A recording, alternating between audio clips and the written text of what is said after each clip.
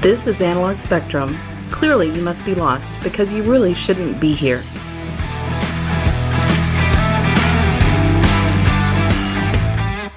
All right, we are back. And we're not back in black. We're just back. Yes, and this is Tony, and I'm here with Doug, and this is Analog Spectrum. And don't forget Lucy. And Lucy is still with us. Yes. Man, she's been on fire today. On fire! So this is maybe a little bit of a hodgepodge, but not quite what I mentioned this to Doug. I thought this might be something interesting to talk about because, again, we're in that Gen... whatever Z, yeah, Gen no, X, we're Gen not, X, no, Gen X. whatever. Yeah, we're Gen X. We're in our 50s, and I was thinking about some things that I miss from when I was younger, and I just kind of want to talk about that a little bit. Now, Doug is planning on taking a different approach. I'll take the reverse angle. Right. So Tony's idea for this was gone but not forgotten. That's the idea, right? The Right. stuff that went away, and he is still kind of. Looks after it, or with kinda, good fond memories or whatever. Yeah, and the kind of list, misses it, or whatever. Sure, and I'm going the other way. You are. I'm going like it's gone, and I'm freaking glad it's gone. And I will tell you, I think for Don't both come of these lists could go on forever. Yeah, it could be many. But we're going to try to keep it a little shorter for Yes. this one, but we'll see how it goes. But no top 10, no top 5, nothing like that. Just ideas. Yep. Yeah, let's just kind of go with it and see how it runs. But all right, so number 10. well, you know what? So what made me think about this? Okay, is I was in the airport. I was coming back from San Diego, and I thought to myself, I miss when flying wasn't a pain in the ass. For sure. Yep. And I know that's very broad, but there was it's not just the pre 9/11 thing. I'm kind of focusing on here, but there was a time like where playing the area around the boarding area wasn't just packed with people. Mm-hmm. Obviously going through security wasn't quite the thing it was, and so forth. It just seemed like flying was a pleasure. Also, just to kind of list out things with flying, I miss Sky Mall. Yeah, Sky Mall. I thought that was. I never bought a single thing from Sky Mall, but I looking at the catalog. It was the most. It would get you if you were flying from like Atlanta to New York or something like that. It would get you the whole flight. Just looking at the crazy electric animal feeders and the yard gnomes and all that kind of stuff. And one other thing on that is I miss buying a magazine before a flight. That was always kind of a very, I didn't fly a ton, but I would always go into the bookstore and I look at that big wall, and I'd see like, and sometimes I'd buy stuff that, oh my gosh. You wouldn't normally buy. Yeah, like guns and ammo or some crap like that. And I miss that. Yeah. Yeah. So, yeah. Well, I am the things that are gone about air travel, and I'm glad they're gone. Yeah. Smoking. On a plane. Sure. Thank God that's gone. I used to hate that. I was a kid when I would fly with my dad. He was a truck driver, and sometimes we'd go back and forth between New York for whatever reason. And I flew with him, and man, I mean, to me, that was almost like instant headache when some dude 10 rows back would light up and that would finally drift over in your way. Oh, frick, I hated it. Because they called it like smoking and non-smoking sections, but everybody got the shit. Sure, because, I mean, there's nowhere to go. Yeah. I mean, do you think somebody that sits in 19 that's non-smoking, somebody sits in 20 that's smoking, somebody that got in 19 is getting blasted? I'd like to think that they had it better organized than that, but I'm sure didn't feel like it as a non-smoker. Yeah. Yeah, I think it was the seats. Yeah, that was gone. The other thing is that you no longer have to read a magazine. Pretty much on flight entertainment is pretty much universal. No, it is. Yeah, and I'm glad. True. Yeah, I'm glad for that because I don't watch it all the time, to be honest. But I like the ability to. I like the sure. And this is not to say that. Because I never was a magazine guy, and so that, I hear what you're saying, right? But I would look at the magazine that was in the pocket. If the dude before me, you were there before me, left, I'd look at it. But I don't know why, man. Magazines, like I never was. I didn't care. I mean, I think a little bit. No, not at all. No. I think maybe a little bit when I was a kid in the rock and roll world. I think I checked out Hit Parader a little bit. A couple of those rock and roll type of mags, but I was never a magazine guy. Yeah, the thing about magazines,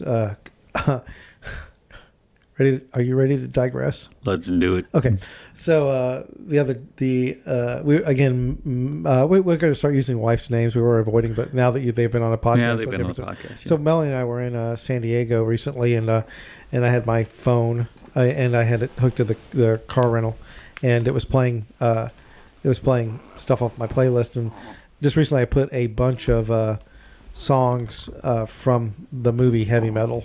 Oh yeah, yeah, and it's interesting because there are no heavy metal songs on the heavy metal soundtrack. I know.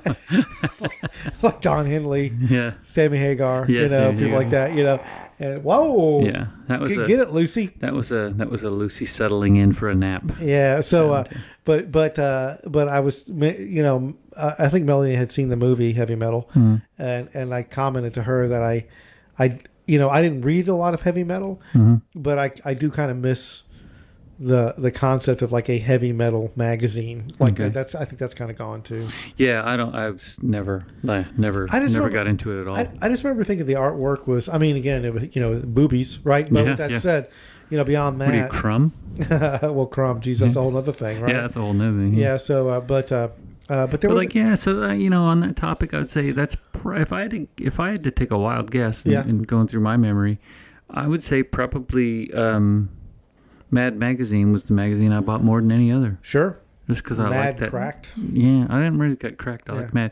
I like that little triple fold thing in the back where you make a new picture. Yeah, it was great. And, Alfred E. Newman and all that stuff. But, I was too young to even understand a lot of the humor. Because you look at it now, you're like, ooh, some of that shit was racy, man. Wow. And I had no idea, That's also on my list of things I miss. But I remember my brother actually bought, that's another thing I miss now that we're thinking about it. I guess we can just kind of let it flow. Yeah, let it flow, man. We would go because I don't miss malls. I don't miss going to the malls. I mean, I am one of those individuals that, for better or for worse, don't hate me. I've kind of embraced the whole Amazon thing. If I just need something, let's get it delivered. But we would go to the mall and we would go to like Walden Books or something like that. Back before there was those mega Barnes and Nobles or whatever, and we would go in there. And I remember always kind of gravitating towards like the science fiction books because, I just like the artwork and whatever. It's like I did end up reading a lot of science fiction. Well, as much as a kid would read. I mean, I wasn't a total book nerd by any stretch, but occasionally I would read. But I remember my brother bought 2 or 3 of like the Mad compendiums. It was just it was like several of the. And I remember reading those and think I was fascinated by them. I bet they're still around someplace. Probably, but I don't know if we gave them away. I hope we didn't. But yeah, the humor. But it was sharp. You know what I mean? Yeah. So it was pretty funny. So, Yep. But all right, what else is on your list? I miss and this is a kind of a double-edged thing. I miss phones just being phones. I'm probably a little bit. Sometimes I'm a little over having everything, all the world's knowledge in your hand. Yeah. I'm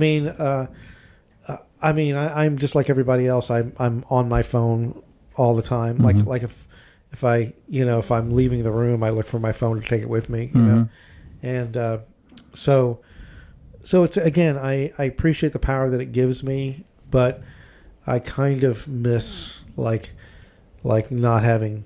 Because I just said I went to San Diego. I had my phone with me. I immediately hooked it to the car. Immediately had all my music.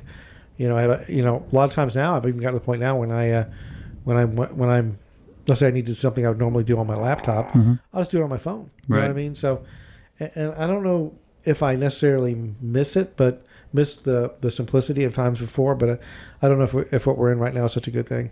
Yeah, no, I agree, and I this is not. I'm not bragging in any way, shape, or form, because I'm clearly not the only one. But I kind of sort of predicted this feeling of too much of a good thing, I guess. When smartphones first came out, I thought, oh, that's kind of cool. You can do all this, but who wants to do all this? And then all of a sudden, they created the want, right? The want by the advertisers or whatever. And then after a while, it just became. I think it's probably going to go the way of television. What do you mean? What I mean is, like, when you and I grew up, television was established, right? Right. If you wanted entertainment, you could read a book, magazine. You could go to the movies. Sure. There's live entertainment, of course, but we weren't old enough to go to strip clubs. But which is basically all the live entertainment there was. That's strip it. clubs. Where I grew up, at least. Florida. Yeah, but no, I mean, so the easiest access that you had to entertainment was television. Yeah. Of course, that was swamped when we were growing up with cereal ads and whatever else. Advertising took it over, and that's what paid for it all. But I think TV went through a phase of when you and I started to get a little bit older, HBO. Right, so paid subscriptions now is what it's turned into, right? So Sure. yeah, sure, we'll not give you advertising, but you got to give us money, Right. so we can afford to do that.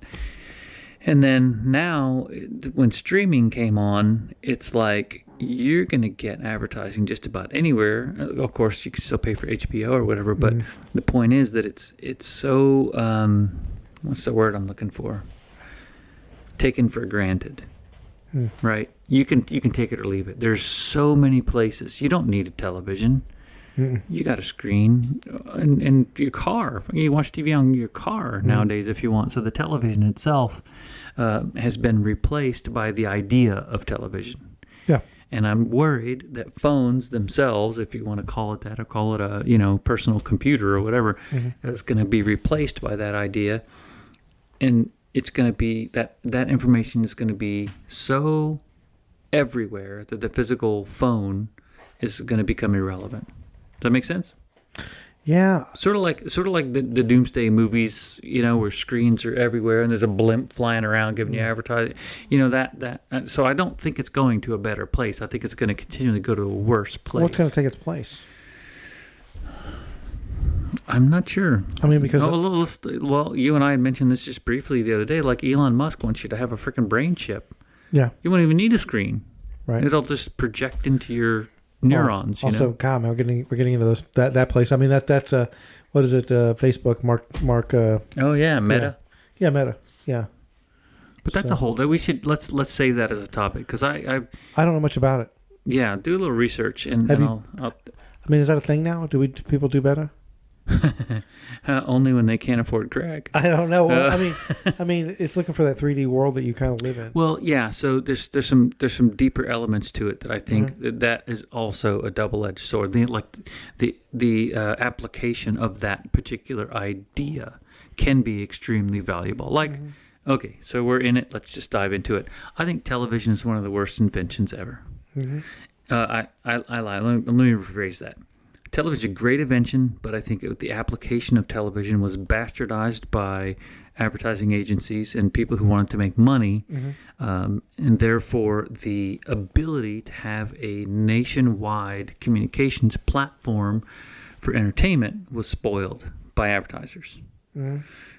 Mad Men, right? Just watch Mad Men. And I think that the same kind of thing is happening with Meta if you let Mark Zuckerberg run it.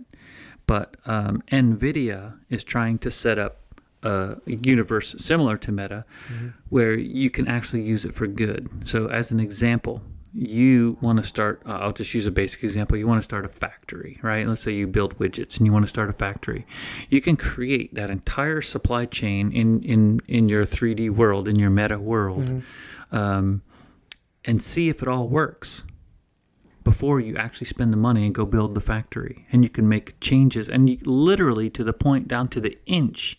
You can design your factory, you can put in your robots, you can have workstations for people and all of that, and make sure it all works. And once you go, so it's basically like a prototype, right? And you go, all this stuff works. You go set up your factory. You can then take all that data that you learned in the imaginary world and apply it to the real world. And I mean literally apply it in the sense that you have the real world mapped in the 3D world to the point where you can now just take that same program and give it to your robot in the real world, and he'll actually run the same, delivery processes or, stock inventory checking or whatever, right in actually in the world. And that's kind of the tract that NVIDIA is taking right now.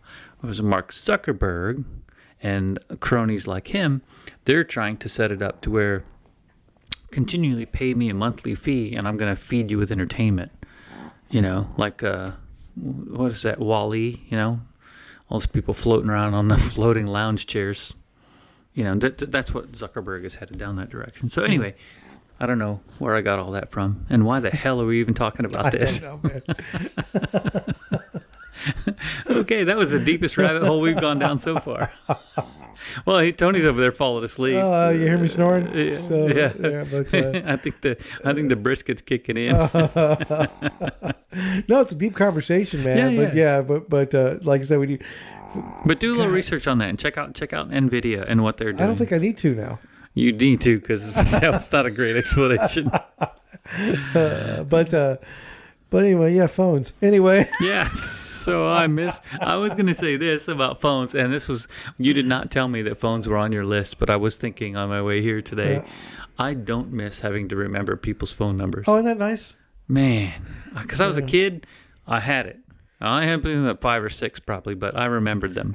And I was very proud that I remembered them. But once in a while you get the wrong digit and you end up with grandma on the other side of town. You're like, I miss not being able to make prank phone calls. Yeah. Do you remember your phone number as a kid?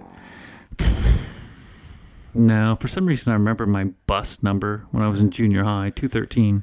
I don't know why. I think like 6 months ago, my phone number came back to me. I hadn't thought about it in years, and suddenly I was like 404-448-8034, and I was like, "That's my freaking phone number." When I was a kid. 867-5389. Yeah. Well, if you're out there and you have that phone number, sorry, because that was in Georgia a long time ago. Yeah.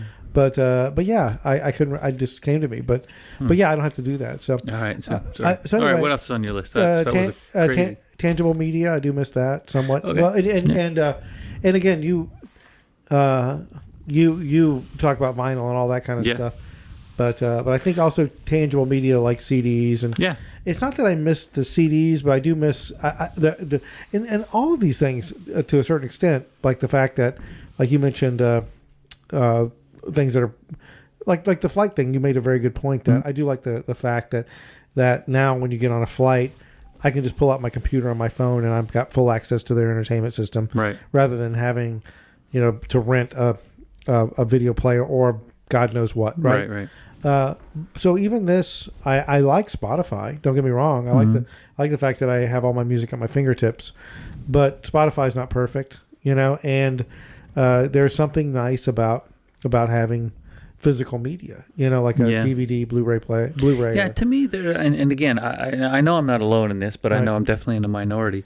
There is some weird, small attraction to having to put some effort in to listening to something that I like or watching something that I like. And that small effort might just mean that I have to search through my catalog of CDs or search through my catalog and actually pull the record out and turn the record player on and dust off the record. All of that stuff. To me, somehow, in a weird way, that adds to the enjoyment. Because I'm putting effort into something that is pleasurable, and thereby somehow I get more pleasure out of that, rather than it's so ubiquitous. I just click an imaginary. The button's not even real. It's just an imaginary button. Well, I'll even say, like when I was, back in the cassette days, and back when I did buy albums, there was something very fulfilling about.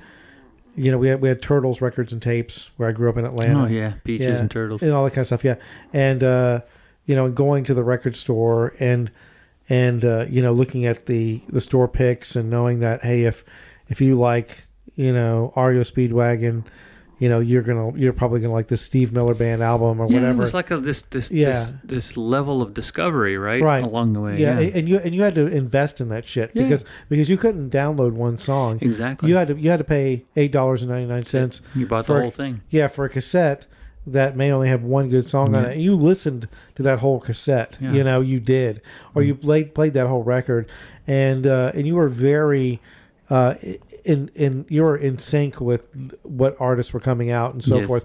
And I miss radio. I miss like we had 96 Rock, we had 94.1, we had Z93 in Atlanta, and all those were one either rock or pop or whatever, Right. and I was able to digest it, decide on what I liked and what I didn't like. That's gone. Yeah. That's gone. I mean, I think nowadays maybe that is a huge detriment because now I don't know how many artists there are that are like mainstream, like the Taylor Swifts of this world or whoever, but they seem to hold a significant amount of the market. Right.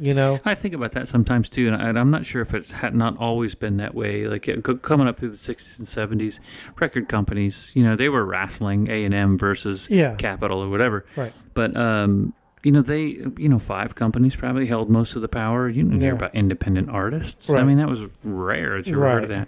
I think the main difference was that those companies knew that they had to put money in and develop these artists so they would be good enough to sell records, and then the company get their money back. Right. Nowadays, there's a rawness to independent artists that I can appreciate, but my biggest challenge is actually finding them. We need an app. Let's create an app that's like, newartist.com or something. Right. And so you can go in there and literally just explore. And I guess you could do that on Spotify. I don't use Spotify. I don't know. Well, so. And probably my big issue with Spotify is it does it. God, that dog is the dog is loving it. Yeah. But probably my big issue with Spotify is that it'll just dump. So like in other words, you say I want to find rock. You know what I mean? I want to listen to rock, and it's going to dump all that rock. You know what I mean? Like so much rock. Yeah, 50 years worth of rock. Well, or even current releases. Like there's so much, and rock is so broad that it could be country rock and heavy metal and I, like I said last night, I was what's been released in like the last 2 days. There's 50 songs on there, right. And I'm kind of I got time to listen to 50 songs. You know what I mean? So and as I go through them, I'm just like an old man here. They all sound alike to me, But anyway, other things. Let me see. It's funny. I'm going to say. We mentioned smoking. In a way, I kind of miss smoking. Yeah, a little bit. Explain yourself. Not that I want to start smoking again. I will not start smoking again. But there was something about the whole what I'm looking for here, the lighting up, the routine. Yes, that I kind of miss. So, and I don't know. I know you're somehow that had it added an element of pacing throughout your day, right? Because you took regular breaks. Well, we smoke. You and I would do smoke breaks together. Absolutely. So, and there was a certain. That's not there was definitely a routine, but there's also the not tradition. I don't know what I'm looking for here. I got brisket brain right now, but but where you would have your lighter, you'd have your pack, you'd pack your smokes, right? The methodical nature of it all. Yes. And I appreciate the fact that. Certain things you would do, like when we would drink, you would smoke, and all that kind of stuff. I don't like what the effect it had on me and all that kind of stuff. I don't like being addicted to anything, but the word will come to me later. But I do miss that. And also, the first smoke that you ever had, it did buzz you. That was nice, but that went away a long time ago. But it was interesting, and also, but I tell you, now back then when you and I were. I'm not condoning smoking at all. I'm working in the medical community. It's horrible, but if they came out today with cigarettes and they were like, these cigarettes won't kill you, I don't know what I would do. You know what I mean? So, but anyway, I kind of miss that. Okay, so I miss the internet before social media. Oh, completely. Yep. Yeah, I think social media has ruined. It has ruined the internet. Mass communications, basically. Yeah. Yeah. Well, remember when the internet was like the Wild West? You know what I mean? Like where, like if you wanted information, like I don't like Wikipedia. I don't like Facebook. I don't, and I am on Facebook. But I don't like what it's done to it. I don't like Twitter is Satan. Yeah. I think it's the worst thing ever. I don't like Instagram. I think TikTok. And by the way, if anybody's listening right now, I know I said I'm not going to get political, but TikTok is basically run by the Chinese government. You understand that, right? Mm-hmm. I mean, so you're basically putting it out there for the Chinese government. You need to stop. Okay. Yeah. Like right now that is and I'll stop there, but don't do TikTok, but all these things, there was a time like with the internet where, people, it was just, a total clearinghouse, like a flea market of information, and you took what you could, and you could sort through it. Now everything is through these like 5 different filters, funnels. Yeah, life filters, exactly. Yeah, and it's sad, because AOL failed for a reason. Okay. Yeah. And now we're back to AOL. Yeah. It's terrible. The thing is that I'm a big believer in the natural flow of life. Right. So I think that we're just happen to be at a spot right now where these things are, I don't know if they're peaked yet or not, but those ideas they'll crumble because, I mean, people they won't tolerate that forever. And I feel bad for the younger generation who they don't know life before that. So they don't have a point of comparison, so they'll carry on for quite a while. And then eventually the greedy will get greedy enough where the people are going to say that's enough. We're not doing this shit anymore. Well, and also it's just sad that we had this opportunity to have. Yeah. But okay, and a couple other ones. I actually miss Hooters. I haven't been to Hooters in a while. So, I was we were just talking about Hooters yesterday. You and just somebody who had with some chicken wings last night. And what were they saying? I just one of the guys that works there. I was like, "Hey man, where's your Hooters T-shirt?" I say that somewhat tongue in cheek, but but there was a time like where you would actually go, because the chicken wings were good. Well, the chicken wings are not bad. Yeah, they're terrible now. Well, the last time I went, this is quite a few years ago, but they were just terrible, greasy. Really? Yeah, it was. That's weird because they do actually have they have had okay chicken wings. Yeah. But no, I mean obviously yes, everybody's like, oh, Hooters girls, blah blah blah. But there's a certain and I'll put it this way: there's a certain trashy innocence to Hooters. Okay. Like the women are wearing short orange shorts, stockings, and maybe slightly revealing T-shirts, right? Maybe. Yeah, maybe, right? And people are always like, "Oh, look at this," they talk about how, that's what are they doing? There's so much more out there that's way worse than Hooters. As far as I don't think that's we can argue about this, but I don't think that's a good way to judge it, though. What do you mean? Well, I wasn't done, but go ahead. What do you mean? Well, what I mean is like you can't compare Hooters with, like, let's say for example a strip club. Yeah. I mean it's because the idea that why people get the bad taste in their mouth is they're posing as a restaurant. And it's a sexist sort of way to draw customers in. And I can see that argument. I can't say that I necessarily agree with it, but I can see that. I can see that. It's a valid argument. But at the end of the day, the way I look at it is all business is there for one thing and one thing only, and that is to make money. Right. So these companies like Google, to do no harm, they have ruined lives all over the planet. Right. And so that mantra of do no harm is a bunch of crap. Oh, yeah, it is. You're there to make money. That's what business is for. Right. You don't do business because it's fun. And then Well, they go after people. Google does. Yeah. Yeah, Google. Well, that's just one of... They're not even bad, Google, probably, compared to some of these other ones. You know what I mean? Yeah. I mean, I think Google's... Yeah. Evil. But, I think they're evil. But I use them. Yeah, but anyway, at the end of the day, on the Hooters thing, they're there to make money. And if customers would not come in and see girls in skimpy shorts, they would go out of business. Yeah, so they have a gimmick. So if the gimmick doesn't work anymore, right? We don't go to sideshows anymore and see chicks with beards, right? Because that model eventually failed. It used to be a thing, right? When you were in the cowboy days. I would go. I would, but just go to the mall, dude. It's just, that's no problem. Well, I guess. My name's Brenda. I guess in a way, I am. I guess that is to my point is that Hooters has a gimmick. I don't think the food's that bad. It's fine. But agree. But it's not the worst. It's not the best food by any stretch. But there was a time where people would look at things like Hooters, and maybe I'm using Hooters as a single point for a greater representation where simple, where there was kind of this. It was okay, we just openly admitted the fact that guys would go in there and ogle women. I want to look at boobies. Yeah, and eat chicken wings. And the women that were working there, for the most part, were just kind of okay with that, As long as they got tipped well. Huh? Yeah, exactly. Well, that's why they did it. Yes. They did get tipped well, Yeah. And that was kind of maybe an 80s, 90s kind of phenomenon. I'm not saying it's wrong that it's kind of faded away, because I do think there's, it's funny because and we look at like Hollywood and hashtag Me Too and all that kind of stuff.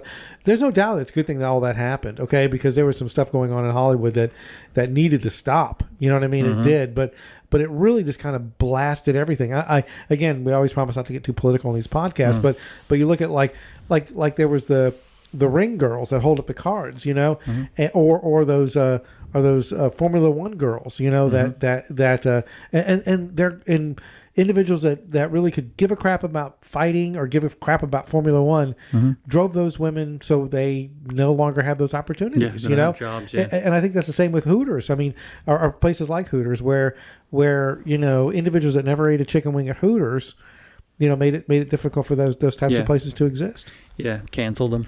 I think it's terrible. Only a couple more. And back when I was growing up in Georgia, I started watching NASCAR.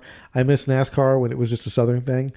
Okay, and I know you're not a guy that follows NASCAR, I don't think, but NASCAR used to be this kind of like very Southern. Yeah, or homespun. Yeah, it was like the races were in Atlanta, Talladega, places like that, Darlington, Bristol, all that kind of stuff. Obviously Daytona. And so forth, and then suddenly once they opened California, it was all over. And there was a couple good races in California. They did Watkins. I think it was Watkins Glen. Can't remember, but there was I think Watkins, maybe, or was Watkins Glen in New York? I can't remember, but there was one that was on the that was a road course. But then suddenly it became like very mainstream. And also when NASCAR was like the Winston Cup and Budweiser, and now it's like I don't know. Yeah, I don't know what it is. Yeah, either. like Mountain Dew or that's the thing. That's Target. like anything. The same thing is happening to Formula One right now. Yeah. The Europeans don't know what they're doing. They and I don't say that in a bad way. It's just that they no.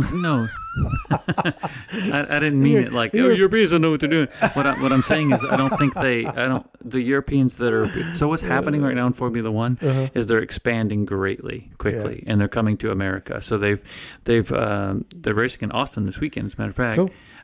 But they're opening a track in Vegas. They're going to literally race down Las Vegas I love Strip. That's pretty cool.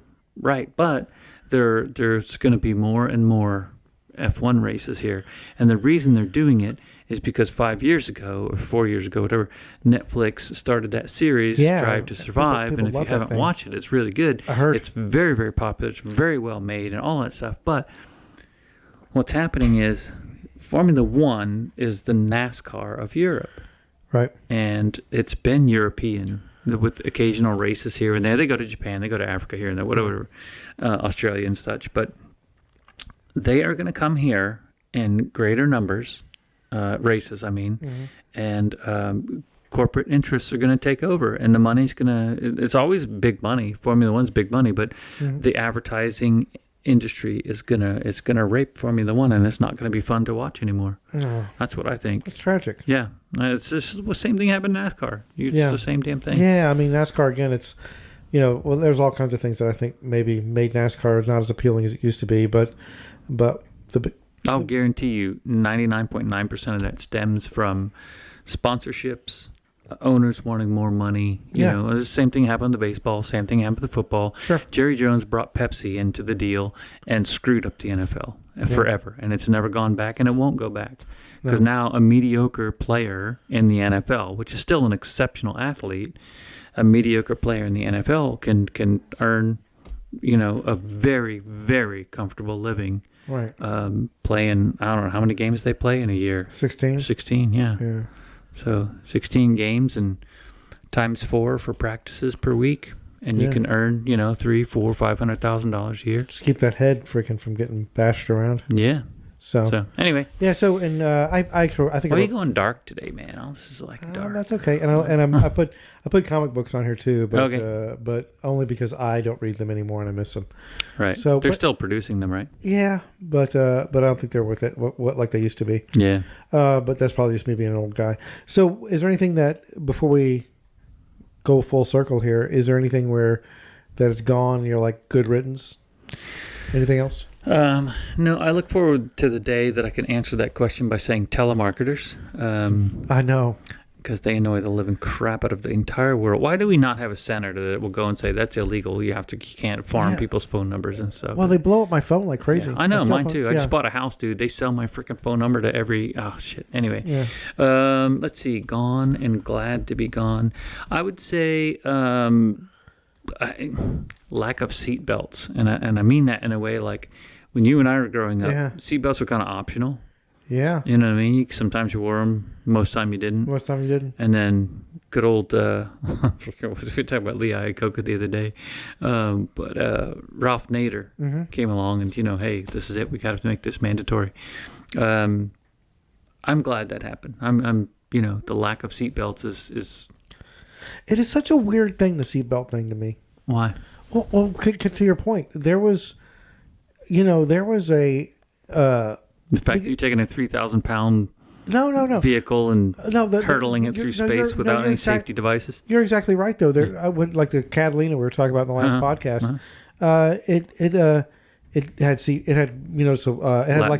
had a lap belt and it had the shoulder strap that nobody used. It was kind of bolted to just dangling there. Yeah, up in your upper left of your driving, right? Nobody ever took that thing down and used it. And I never wore seatbelts. Never. Never. I can even remember one time, because the car had suspension, like it was a land yacht. It was like a boat, right? I remember one time taking a turn too sharp, and I remember sliding across the seat. And that's how my Ford pickup was in my 53. It didn't even have seatbelts. It came with seatbelts. Yeah, and so I remember, but I ended up getting the Dodge, the pickup truck, right after that, and it had a regular seatbelt. And it wasn't like they did pass laws that said you had to wear them, right? But it wasn't even like I was like, screw them, I'm not wearing them, or okay, fine, it's a law. No, I didn't rebel against that either. Or even like start doing it because they told me to. I just started wearing them. Right. like there was a day when Seems like it made more sense, right? Yeah, like this one day I pulled the seatbelt. It wasn't because there was a beeping noise coming from the dash. Right. It wasn't anything. Just one day I got in the vehicle. I don't know what day it was. I pulled the seatbelt on, clicked it, and I've never stopped doing it. I've never stopped doing it. Matter of fact, it's funny because I sometimes like my dad, 88. I'll get in the car with him and I have to fasten him in his seatbelt, and he's he's fighting it the whole way. He's fighting the whole way. Yeah. I remember, and not that I hopefully won't listen, but like Melanie's dad, like he'll get in the car. And that damn seatbelt alarm will be like, kang, kang, kang, and you're like, do you not hear that? Yeah. it's like, please put your seatbelt on. It's driving me crazy. But anyway, I never understood. Like there was a moment, like a switch got thrown, and I just started wearing my seatbelt. That's it. Yep. Yeah, I think I was pretty much the same way. So seatbelt thing, that was good. And then I don't know. I'm with you on the. I got a weird. I think one of our earlier podcasts talked about this. I have this weird relationship with vinyl because I like as we were talking about before, the physical media. I like the actions of. Contributing to my listening enjoyment by actually doing something. Right. But I also love the fact that technology's gotten to the point where records sound so freaking good nowadays compared to the way they used to. I mean, I like that aspect of it. So, I don't know. I'm trying just to kind of pick up where like things that are gone that I don't. I mean, I don't mind. I don't mind that. Like the whole. This is again that can go either way type thing. I do like the fact that we're kind of shifting away from channels and we're going to kind of streaming. I'm kind of okay with that. I like the fact that I can be somewhat more selective about what I like. Want to watch. Yeah, it's funny. I used to give in my media business. I used to give this speech all the time. It's like if you don't actively think about this, it's happened so quietly in the background you don't realize it. But basically, power has shifted from advertisers and media companies to viewers. Right. You've always had the ability to change the channel, but when we were growing up, you only had 3 options, maybe 4 if you had PBS, right? Or UHF. Crazy, exactly. Crazy but channels, now you literally have almost unlimited options. If you count YouTube, right, you can literally go watch whatever you want. Right. And so the power of that is where the shift has happened to the viewer. I think is an important turning point in our. Yep. Whatever you call it, entertainment. Yeah, I think in a way it's almost again that's almost a detriment to me because I'll seek like it's funny because and maybe we'll end it on here, but I remember like in the 80s, like I would go to the movie theater there's a movie. The girl I was dating at the time, she worked at a yogurt place, and I'd get off school and I'd just go up to the cinema and I'd buy a ticket, like a matinee, like $1. Didn't matter. I guarantee you, I watched freaking Runaway with Tom Selleck and freaking Gene Simmons, there. But I would buy a ticket. It didn't matter what it was. I would buy it. I would sit in that theater and watch that freaking movie. Now I sit there with Netflix. There is no limit. Literally hundreds and hundreds of movies, and I sit there just going, no. There's nothing on. It's like everything is on. If I'm that's the problem. Yes, if I'm willing to spend $4.99 on something, everything is on, and it shocks me sometimes. Like there was something the other day that I wanted to watch, and I was like, I can't believe this. You can't find old episodes of the Monkees. You can't find the damn Banana Splits. But there's certain things that I'm just kind of like, it's not on there. But anyway, yes. I don't know if it's a good thing or a bad thing. Yeah. All right. So we better pump the brakes. Okay. Recommendations? Oof, recommendations. You want me to go first? Yeah, you go first. Okay. Because I thought I had a couple, and they're not coming to me. I know, it's brisket brain. Yeah, it's totally brisket brain. We got one more to do. We're gonna get through this. Okay. So I'm gonna recommend. This is kind of a weird one. I'm gonna recommend the Goo Goo Dolls. The song is "Yeah, I Like You." It's on a new album. I did not know the Goo Goo Dolls were still together. Me neither. Yeah, and so I follow this one under pleasant surprise. Lately, we're just talking earlier about Spotify and how I'll listen to rock and roll, and most of the rock and roll I listen to all sounds very much alike. But this song and this album reminds me of the Goo Goo Dolls back in the 98 that I kind of dug on. Even better, I would even say.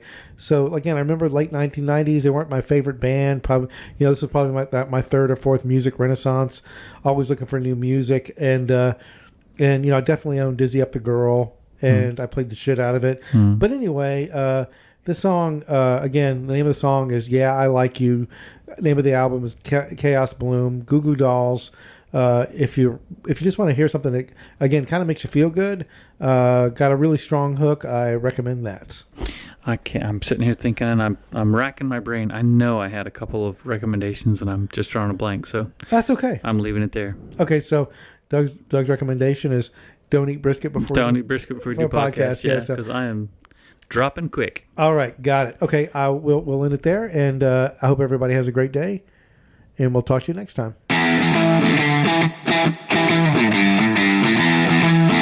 This has been an Analog Spectrum production and presentation. As always, Doug and I really appreciate you taking a break from your crazy-ass life and listening to us shoot the breeze for an hour or so. It really means a ton to both of us. With every episode, we're growing slow and steady, and there's no shortage of crazy, ridiculous stuff for us to talk about. But with that said, we're always looking for new ideas in a different direction.